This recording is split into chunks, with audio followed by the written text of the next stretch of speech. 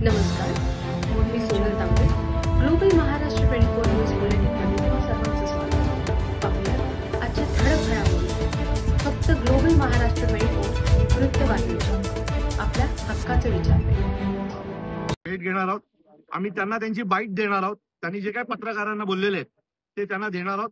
या प्रकरणाची कसून चौकशी करण्याची मागणी आम्ही करणार आहोत, जेणेकरून सत्ताधाऱ्यांच्या विरोधात सत्तेतलीच लोक आज बोलतात की आमची फसवणूक होते, मतदान खोट्या याद्या बनवल्या जातात.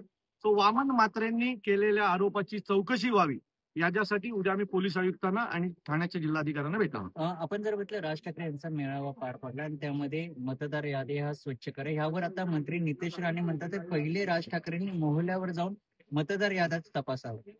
मग तुम्ही काय करणार? सगळं काही आलं नितेश राणेंचं की मोहल्ला मोहल्ला मोहल्ला. अहो, सत्तेत तुम्ही आहात आणि तुम्ही आम्हाला काय सांगताय सगळ्या गोष्टी करायला? एवढीच हिंमत आहे ना, तर तुम्ही पण मोहल्ल्यात जा, तुमचं सगळं खातं घेऊन जा आणि तुम्ही बघा. ज्या वेळेला मोहल्ल्यात निवडून यायची आमची वेळ असेल त्यावेळेला आम्ही तेही करू. माझं मत आहे की घडलेल्या गोष्टी खऱ्या आहेत ह्या आम्ही दाखवण्याचा प्रयत्न करतोय. मतदान वाढल्याच्या नंतर तो अचानक कसे काय एवढे मतदान आले?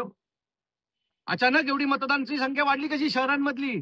कारण कुठली तरी ती कमी झाली असेल ना. सो हे सगळं नितेश राणे हे निवडणूक आयोगाला आम्ही बोलल्याच्या नंतर त्यांच्या पोटात दुखतं. काय निवडणूक आयोगाचा आणि सत्तेचा काय घोळमेळ आहे कळत नाही. निवडणूक आयोगावर बोललो की ते मुसलमानांवर येतात, मस्जिदीवर येतात. माझं मत आहे आम्ही फेअरनेस मागतोय ना. आम्हाला खऱ्या मतदार याद्या द्या. जय पराजय जे होईल ते आम्ही बघत तयार आहोत. पण काय झालं की निवडणूक यादीमधला घोळ जाळ आम्ही समोर आणतो त्यावेळेला हिंदू मुसलमान करण्याचा प्रयत्न यांचा सतत असतो. एवढाच आम्हाला 10 वेळा सांगताय ना.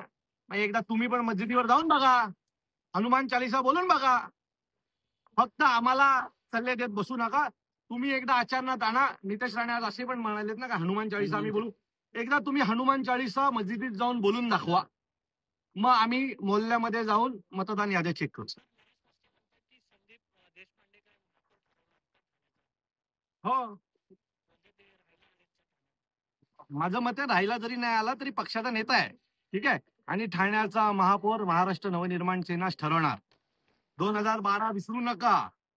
कमी होतो पण आम्ही जर त्यावेळेला पाठिंबा दिला नसता तर शिवसेनेचा महापौर बसलाच नसता. बरोबर आहे. सो आम्हाला काही अशा सल्ले देऊ नका जेणेकरून तुम्हाला अडचणी येतील भविष्यात. हा, माझा नरेश मस्केंना सल्ला आहे. नरेश मस्के साहेब, संदीप देशपांडेंचा मला फोन आला होता लोकसभेच्या वेळेला आणि सांगितलं नरेश आपला आहे, नरेशचा प्रामाणिकपणे आपल्या सगळ्यांनी काम केलं पाहिजे.